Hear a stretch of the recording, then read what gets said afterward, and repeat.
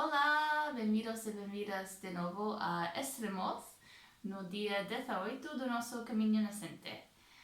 Como disse no vídeo de ontem, decidimos tomar outro dia de repouso aqui em Extremos e, apesar do nosso ritmo bastante lento nos últimos dias, eu creio que pagou a pena tomar esse dia de repouso aqui, porque realmente há muitas coisas interessantes para ver aqui em Estremoz.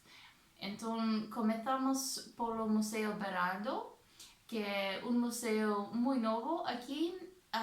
Foi inaugurado no julho de 2020 e é dedicado aos azulejos.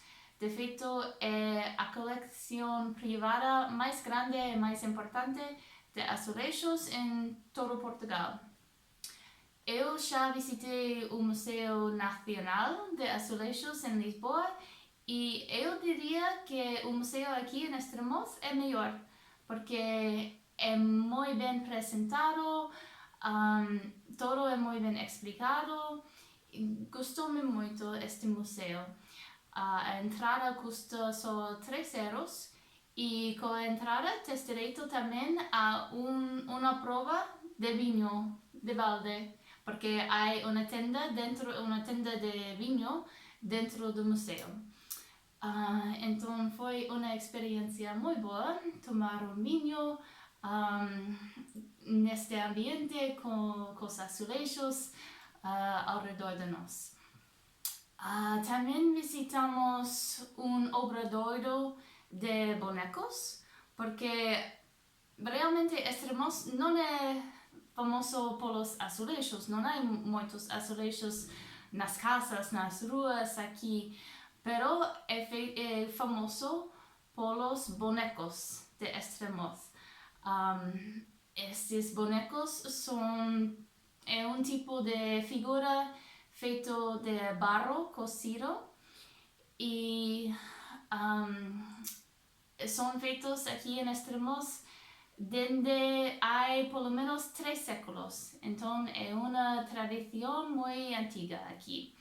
E recentemente o UNESCO reconheceu esta tradição como patrimônio cultural e material do mundo.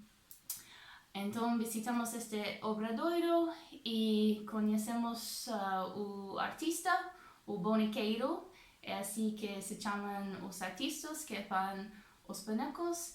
Então falamos um pouco com ele e miramos enquanto ele fazia o seu trabalho e atopamos um boneco de Santiago na tenda, no obradoiro.